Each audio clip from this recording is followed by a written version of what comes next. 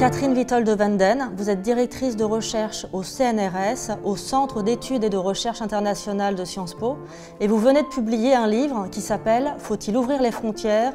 aux presses de Sciences Po.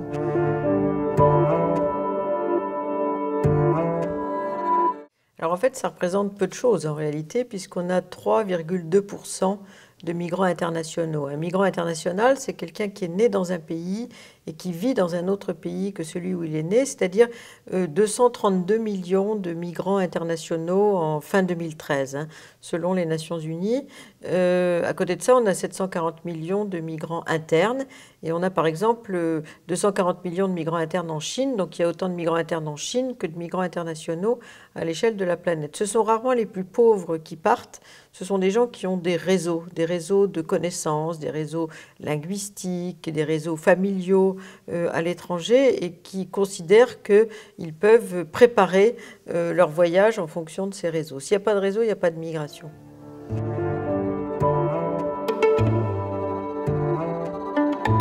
Alors ça, c'est une des plus grandes inégalités aujourd'hui dans le monde et je pense que ça va perdurer tout au long du XXIe siècle, c'est le pays où on est né.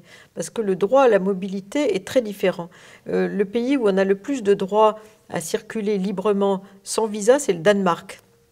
Parmi les plus, disons, mal lotis, si j'ose dire, on a beaucoup de pays africains qui cumulent ce qu'on appelle le risque migratoire et des situations de crise, donc qui doivent fournir des visas pour presque toutes les destinations qu'ils se proposent d'effectuer. Donc là, il y a une très grande inégalité quant au droit à la mobilité à l'échelle mondiale. Or, le développement favorise ce droit à la mobilité. Donc plus ces pays vont entrer, comme c'est déjà le cas, notamment les pays du Sud, dans des phases de développement plus importantes que beaucoup de pays européens, ils vont aspirer à être mobiles.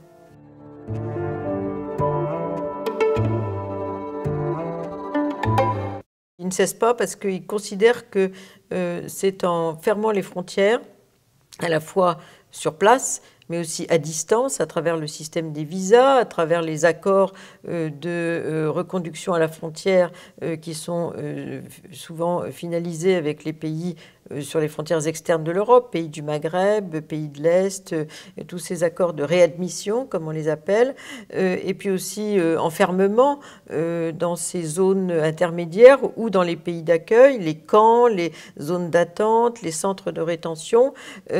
En fait, ils considèrent qu'il faut donner une réponse à l'opinion publique. L'opinion publique est très inquiète du fait que l'Europe est devenue une très grande destination migratoire au monde et donc ils veulent mettre en scène avec une certaine théâtralité le contrôle des frontières, même si ce ne sont des décisions qui ne sont qu'à court terme ou à moyen terme, qui n'ont aucun impact en réalité sur la dissuasion, alors que souvent on dit on va continuer à contrôler, à dissuader, à réprimer pour dissuader les gens de venir. En réalité, la dissuasion, ça fait 30 ans qu'on contrôle les frontières durement avec le système des visas et d'autres murs et donc barrières diverses qui ont été instaurées. On n'a pas véritablement dissuadé parce que les flux se poursuivent. Ce n'est pas l'invasion ni la conquête, mais c'est un mouvement long et continu qui se poursuit vers l'Europe, entre autres, mais aussi vers les États-Unis, le Canada, les pays du Golfe et beaucoup d'autres destinations au monde. Donc en fait, c'est surtout une réponse à l'opinion publique et puis l'idée qu'il faut fermer et que plus on va fermer, plus ce sera efficace. Et depuis 20 ans que beaucoup de chercheurs observent ces phénomènes, constatent que la fermeture n'a pas été efficace, alors que l'argent engagé est considérable, avec énormément de morts, 20 000 morts en Méditerranée entre 1998 et 2008, et énormément un coût colossal du contrôle des frontières.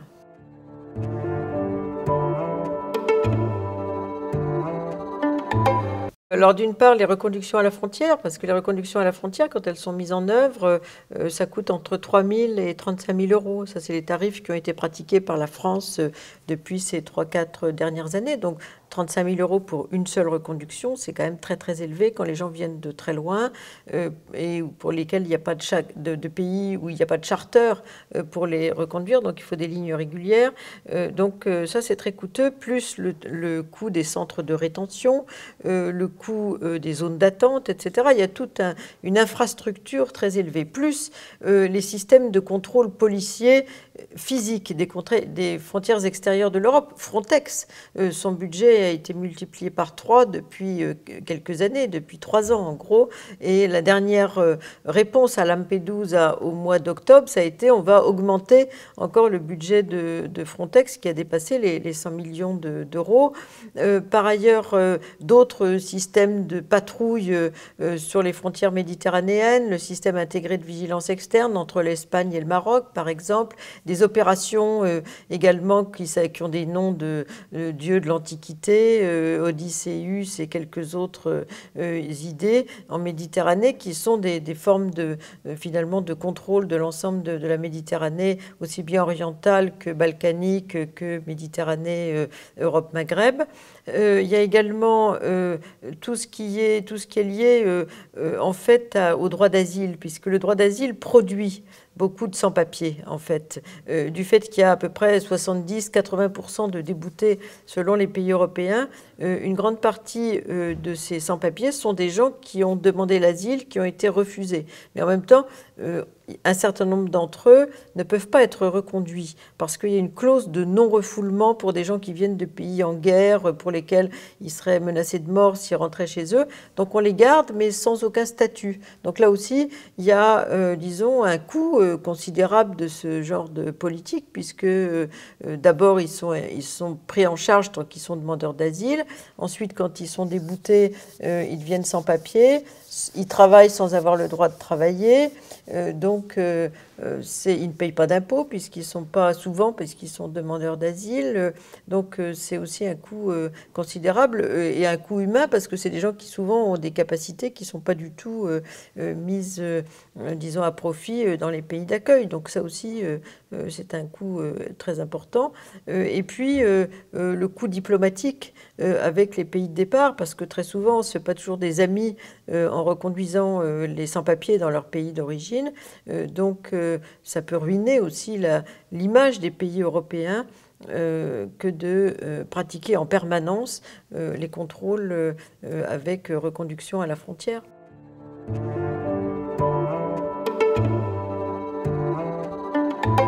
Alors ça, c'est la grande question.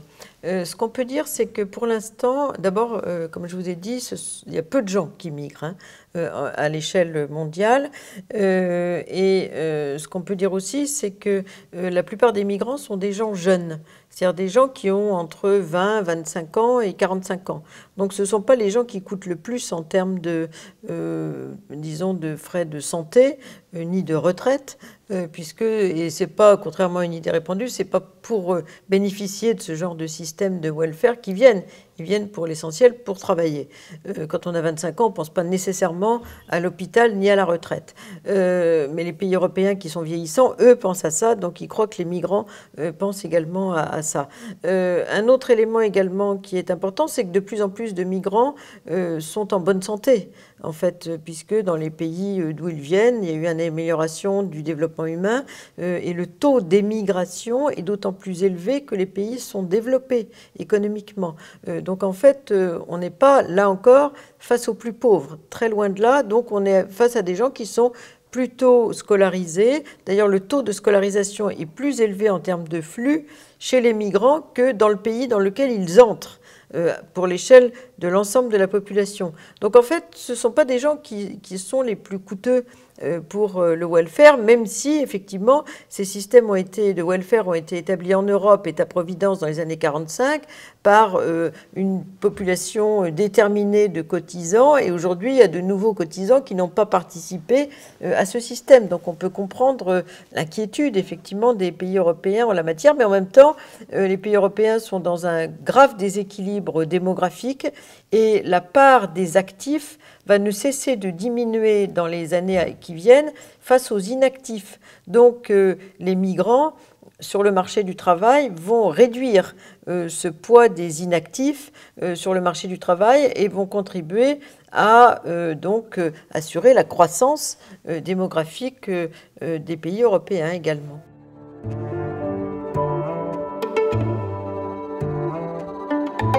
Alors en fait, je pense qu'il faudrait surtout renverser la logique. C'est-à-dire dire que, puisqu'il y a des textes internationaux qui soutiennent cette idée, s'appuyer sur la Déclaration universelle des droits de l'homme de 1948, sur la Convention de 90 sur les droits de tous les travailleurs migrants et de leurs familles, sur les 2 conventions du Bureau international du travail, sur les droits des migrants, dire que finalement le droit à la mobilité est un droit de l'homme. C'est un droit de l'homme ça a été le cas pour le 19e siècle. 5% de migrants, aujourd'hui on n'en a que 3% à l'échelle mondiale, mais surtout dire que c'est un des grands droits sur lesquels on peut définir une sorte de bien public mondial pour le 21e siècle. Et que le principe, c'est le droit de sortir de chez soi, le droit d'émigrer, le droit à la mobilité, que bien sûr tous les États peuvent restreindre ce droit, mais ce serait inverser la logique. La logique aujourd'hui, c'est les États énoncent les règles, les grands États d'immigration, donc les plus puissants, c'est un peu le Far West en la matière, c'est le plus fort qui gagne, et les migrants doivent se plier à ces règles. Si on dit il y a un droit qui est garanti pour migrer, qui est un principe, mais les États peuvent l'interdire, peuvent le restreindre, mais dans ce cadre-là, déjà on ferait un progrès considérable.